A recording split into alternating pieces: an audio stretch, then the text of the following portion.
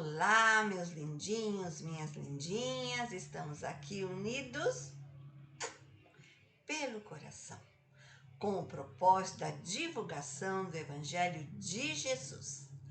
Toda quinta-feira, às 20 horas, um voluntário do CETREL o acolhe com o nosso fraterno abraço.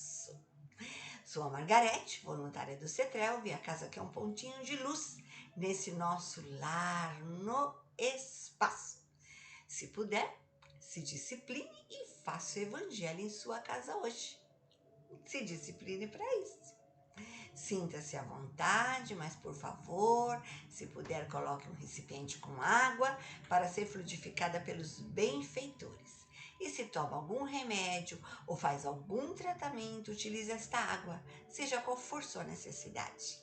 Como diria Emmanuel, a água é um dos corpos mais simples e receptivos da Terra, base impura em que a medicação do céu pode ser impressa. Nela serão derramados o orvalho do plano divino, que a magnetizará o líquido com raios de amor em forma de bênçãos, para sua melhora física e espiritual. Enquanto vocês se organizam, devo avisar que em nossa casa alguns trabalhos são realizados à noite, de segunda até quinta-feira, bem como temos cursos online e presenciais, passes, cromoterapia, cromoimersão, sala de cura, evangelioterapia. Somos também parceiro de entidades que ajudam o próximo, como a Árvore de Esperança Brasil e a GAAN, que é o Grupo Assistencial Alvorada Nova. Tudo sempre se inicia com a sua presença, com a retirada de uma senha específica. Pode ser nas quartas-feiras às 20 horas ou nos sábados às 14 horas. Temos estudos públicos presenciais com palestrantes de outras casas espíritas. Esses estudos são seguidos de passe. Esses palestrantes, graças a Deus, nos honram muito com a sua presença. Temos no local uma lanchonete e toda a renda é revertida para o Grupo Alta de Souza, a nossa mentora dos trabalhos dos enxovais de bebês para mamães em estado de vulnerabilidade. E se você tiver interesse, compareça também nas aulas de crochê, em dias específicos do mês. Agradecemos em nome de toda a diretoria, aos frequentadores que lá nos deixam tampinhas plásticas, lacre das latinhas, cupons fiscais sem o CPF, cestas básicas, peças de enxovais de bebês e também recebemos por Pix ajuda para a manutenção da nossa casa. Grata, gratíssima de verdade aos irmãos que por esses gestos de puro amor nos ajudam a ajudar. Bom, e assim, estejam onde estiverem, fiquem confortáveis o máximo possível. Se você está sentado, se você está acamado, tente, por favor, relaxar os braços e as pernas. Feche seus olhos neste momento. Imagine que você está na companhia de Jesus. Escute as batidas do seu coração. Sinta a sua respiração. Inspire e expire. Inspire e expire. Profundamente inspire e expire gratidão por esse momento, por essa oportunidade. E assim, mais relaxados, conectados, abram os seus olhos e vamos fazer o Pai Nosso para dar início. Pai nosso que estais no céu, santificado seja o vosso nome, venha a nós o vosso reino, seja feita a vossa vontade, assim na terra como no céu. Pão nosso de cada dia nos dai hoje, perdoai as nossas dívidas, assim como perdoamos nossos devedores. Senhor, não nos deixes cair em novas tentações, livre-nos de novos males. Que assim seja, graças a Deus, graças a Jesus. Obrigada, Jesus, pela permissão desta tão importante tarefa.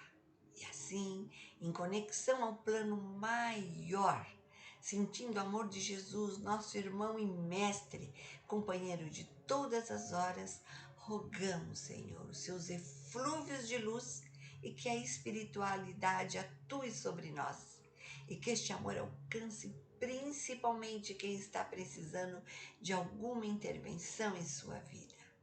Se algo lhe aflige, pense nisso agora. Que Dr. Bezerra de Menezes, patrono espiritual do CETRELV, Pai de infinita bondade e justiça, que com as suas legiões de companheiros, pense também, junto dele, do saudoso irmão Melo, que são almas caridosas, que cumpriram suas missões, que eles nos envolvam, Jesus. Que esta sensação seja extensiva a todas as pessoas que são caras ao nosso viver. Espero que este ato acalente nosso espírito, atue em nossas células, em todo o nosso sistema, em todo o nosso organismo, nos fortalecendo cada vez mais. Assim, sintonizados nessa vibração amorosa, vamos à nossa tarefa de hoje. Que o meu mentor Jesus me inspire na condução das palavras e leitura. Vamos fazer uma reflexão do livro do Evangelho segundo o Espiritismo, de Allan Kardec. A minha tradução é do Herculano Pires, né? Vamos ler sobre o capítulo 9. Bem-aventurados os mansos e pacíficos. Bem-aventurados os mansos, porque eles possuirão a terra. Bem-aventurados os pacíficos, porque eles serão chamados filhos de Deus. Na verdade, essa mensagem é no sentido moral, né? É que nós temos que ter cuidado com a relação com o nosso próximo. O item será o item 10, né, das instruções dos espíritos sobre, em Paris, né, 1863, sobre Hahnemann. É uma instrução dos espíritos referente a Hahnemann. Bom, quem vocês acham que é Hahnemann, né? Quem foi o Hahnemann que vem dar uma instrução para Allan Kardec? Ele foi um médico alemão, fundador em 1779 da homeopatia. Já se passaram mais ou menos 240 e tantos anos, né? E o que você acha que é homeopatia? É uma especialidade médica reconhecida pelo Conselho Federal de Medicina. Remédios feitos com diversos extratos, sempre diluídos. Um princípio parecido com uma vacina, entendeu? Você vê, Hahnemann falava e traduzia 11 línguas. Ele, que nasceu em 1755, desencarnou em 1843, vem falar com Allan Kardec em 1863. 20 anos após, ele envia uma instrução para este Evangelho segundo o Espiritismo. Ele já dizia que o princípio fundamental da homeopatia era a cura pelo semelhante. Por isso que eu falei que é igual a vacina, né? Já falava da higiene, já citava o banho de sol. Mas isso é uma ideia que vem antes dele. Hipócrates, no século IV a.C., já dizia que o corpo humano estava em conexão com a natureza e que isso era a harmonia. Naquela época, né, se fazia sangria, sanguessugas, purgativos, se utilizava de suadores, né? Mas já se estudava a semelhança da natureza e dos homens. E Hahnemann foi fantástico, né? Ele curou uma mulher de tuberculose com homeopatia quando ele tinha 80 anos. Ele desencarnou com 88 anos e a senhora Melanie, que ele curou, era uma médica homeopata francesa e foi a sua segunda esposa. Um homem de pensamento inovador, revolucionário e, na verdade, tão atual. Você sabia que a homeopatia veio para o Brasil com Dom Pedro II? Veio pelos discípulos de Hahnemann, o senhor Dr. Constantin Ehrlich e o James Kent, né?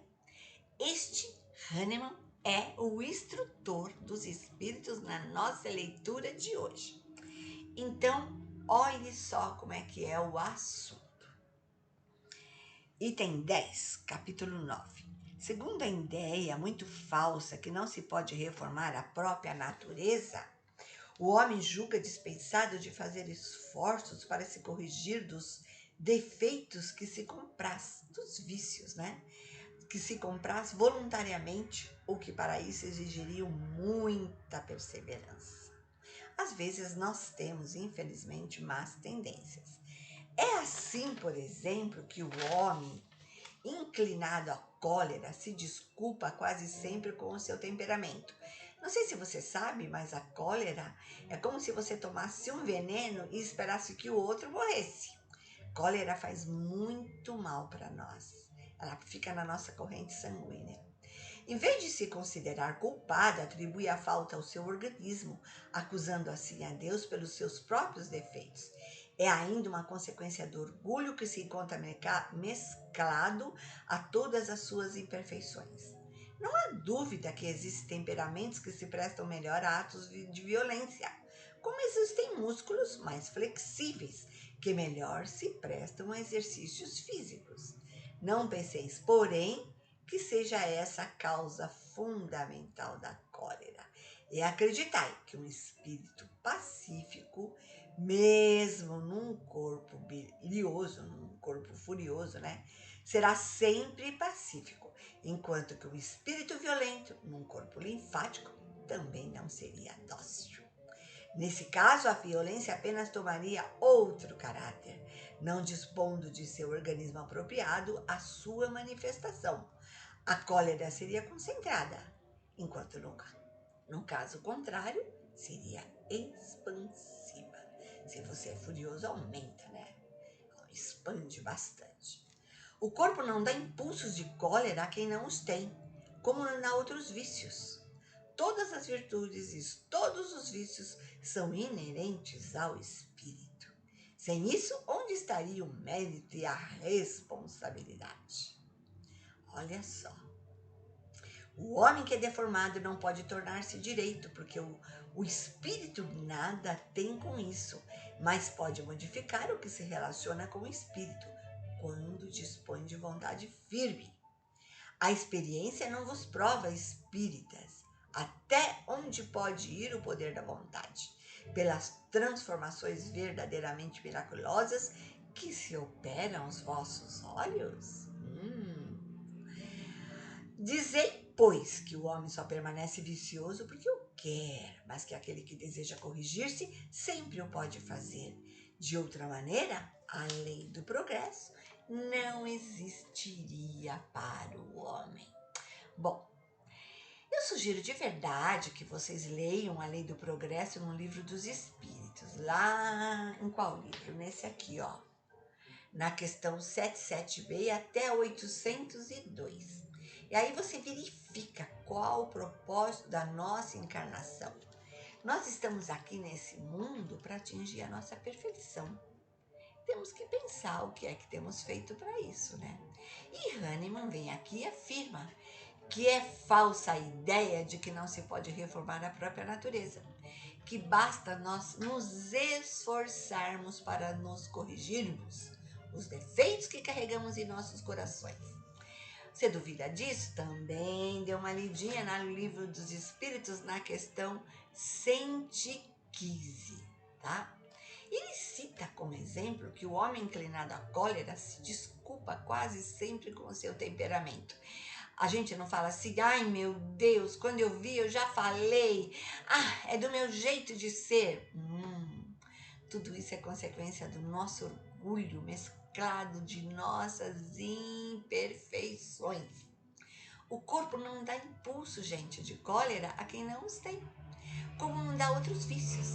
Fala também das virtudes, diz que tudo isso não está ligado a nós de maneira inseparável. Claro, não é inerente a nós, né? Então não está ligado a nós de maneira inseparável. Você pode se mudar. Senão, onde fica o mérito da responsabilidade de cada um?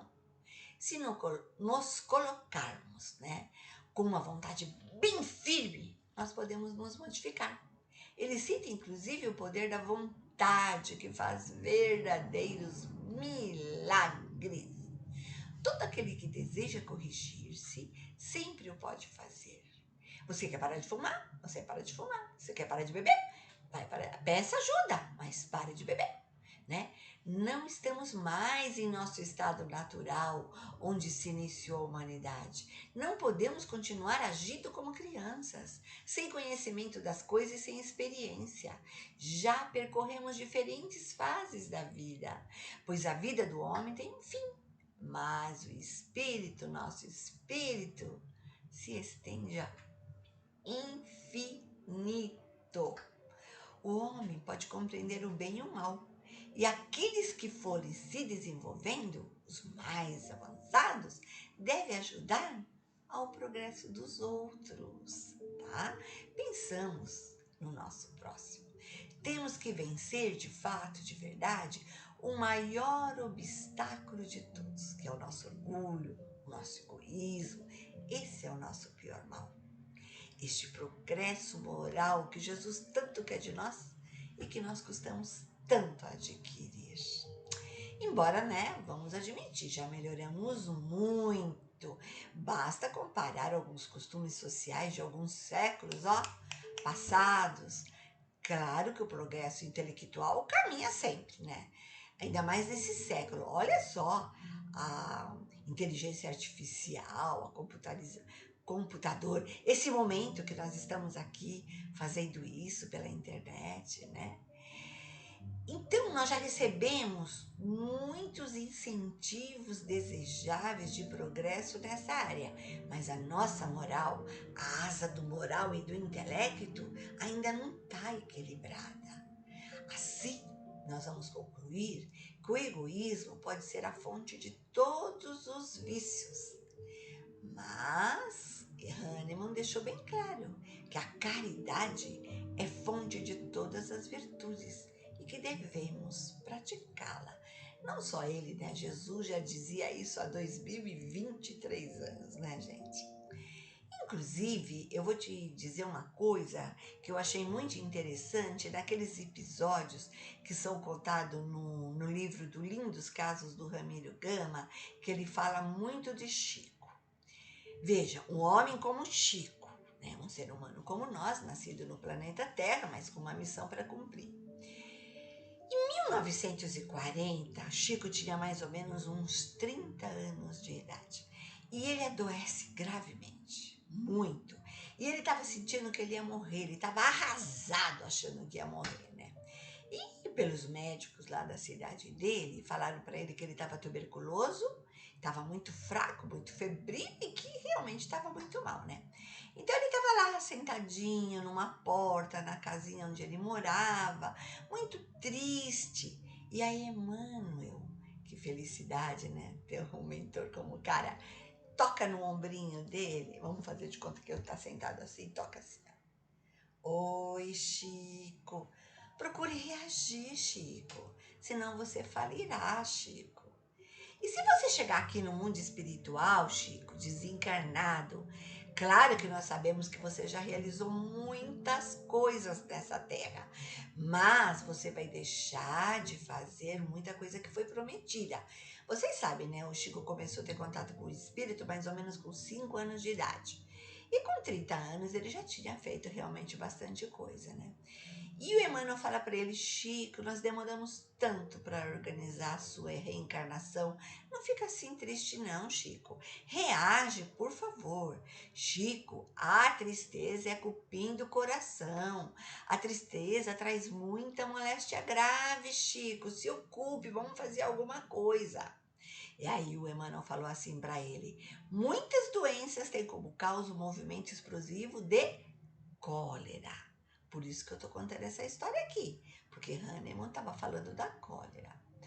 Chico, um aborrecimento, um atrito, um ato de revolta, um desejo insatisfeito faz muito mal ao nosso coração, porque o coração recebe em cheio uma punhalada de uma pessoa que tem ódio. É o fígado que sente angústia de um orgulho ofendido. Seus pulmões ficam enfraquecidos pela falta do oxigênio do otimismo. Chico, amanhã vou voltar aqui, irei mostrar-lhe a fazenda do pai. O que é a fazenda do pai? A natureza. Para que você assinta e compreenda a mensagem amorosa e retire da natureza os remédios mais santos e eficientes para curar-se. E será mais útil e melhor para todos nós. Se você é como eu penso, Chico, você vai assimilar o que eu vou lhe mostrar para certificar-se de que o bem que fazemos é o nosso bem, é um bem para nós mesmos.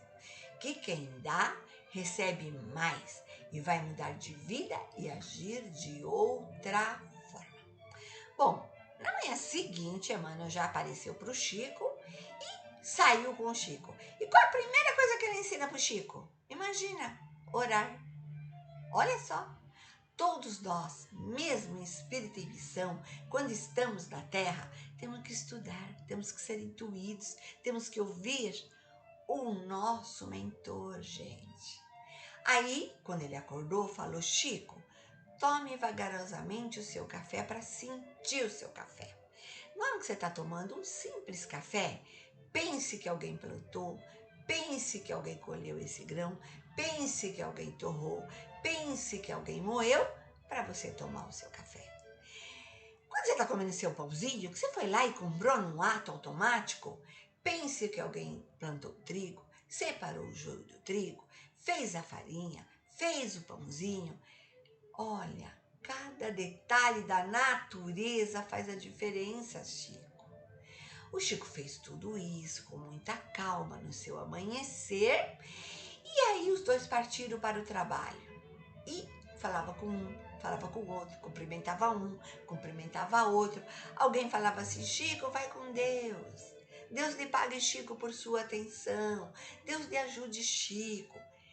Cada vez que alguém falava isso, era uma bênção. Quando alguém falava aquilo de coração, entendeu? Quando alguém fala para você assim: ai, vai com Deus, muito obrigada, Deus lhe pague, você salvou minha vida.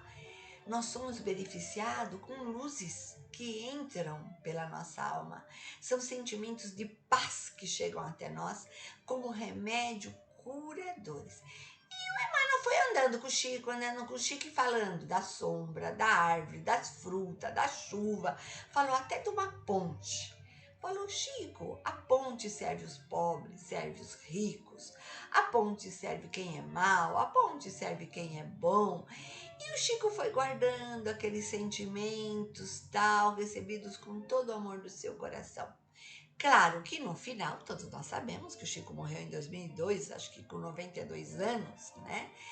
O Chico ficou bem, ficou curado, forte, alegre e feliz, tá certo?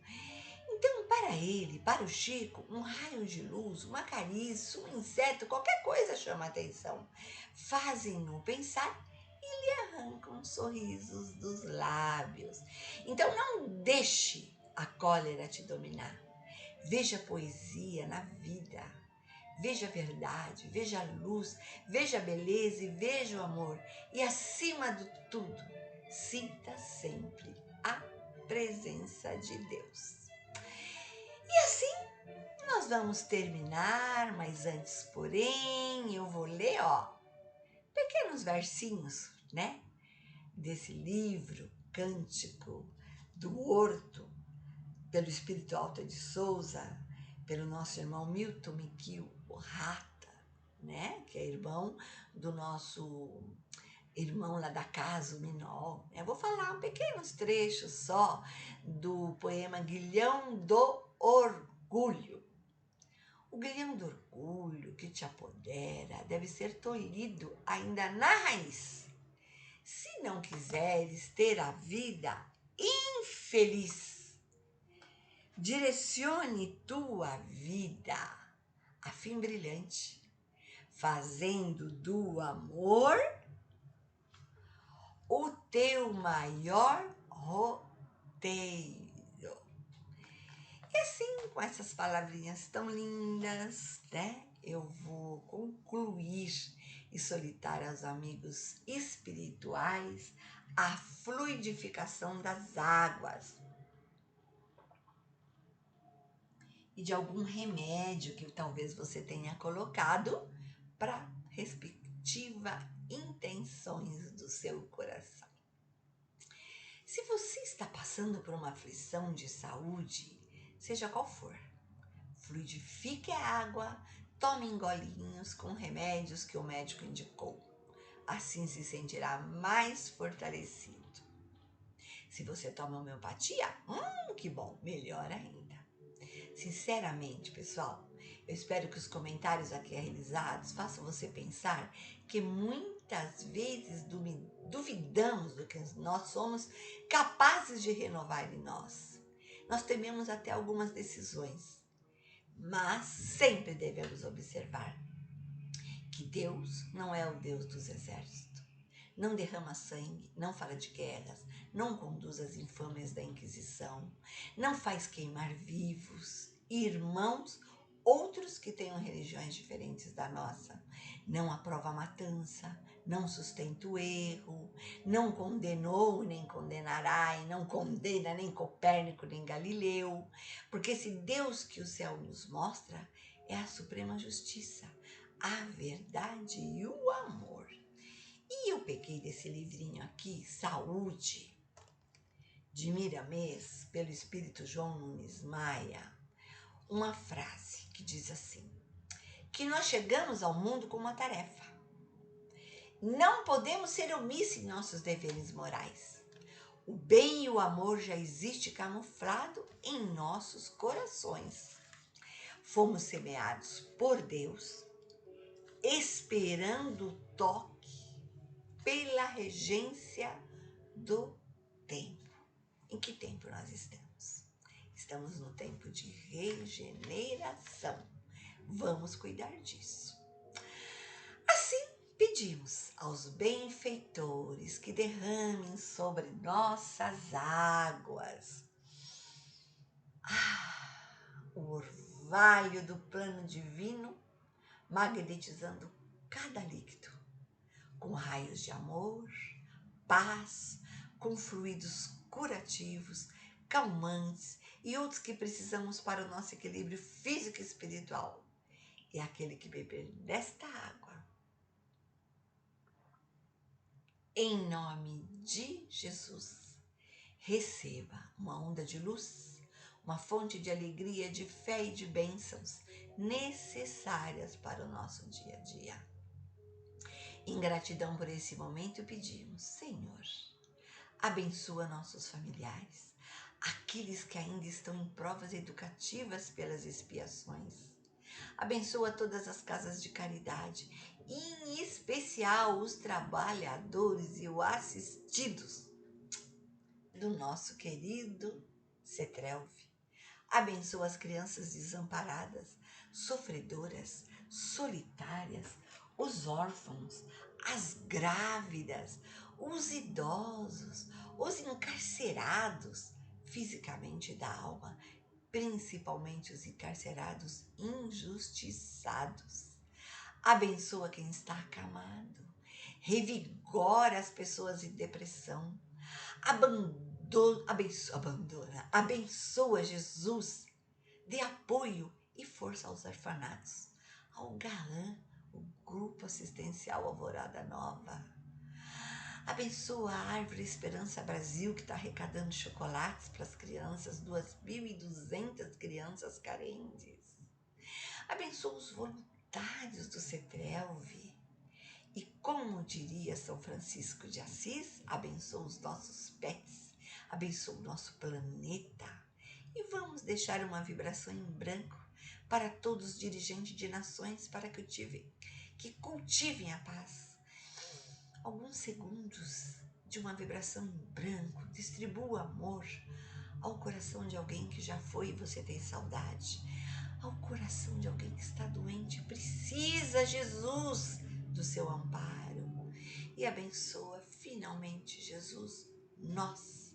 Derrama sobre nós, Senhor, fluidos de saúde e nos coloque nas palmas de sua mão, Jesus.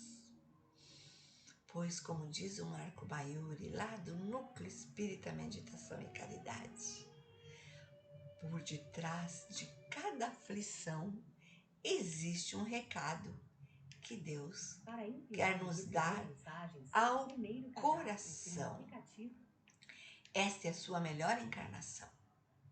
Aproveite. Agradeço a alma querida que me ouve, que me observa, a permissão de estar com você até agora. Peço que você tenha um dia prazeroso, uma noite de repouso e que este conteúdo possa chegar ao número maior de corações. Para isso, eu preciso do seu like. Continue a se cuidar e até breve, se Deus nos permitir. Eu peço uma saudação franciscana de paz e bem para todos. Se envolva nessa melodia. Que assim seja. Graças a Deus. Graças a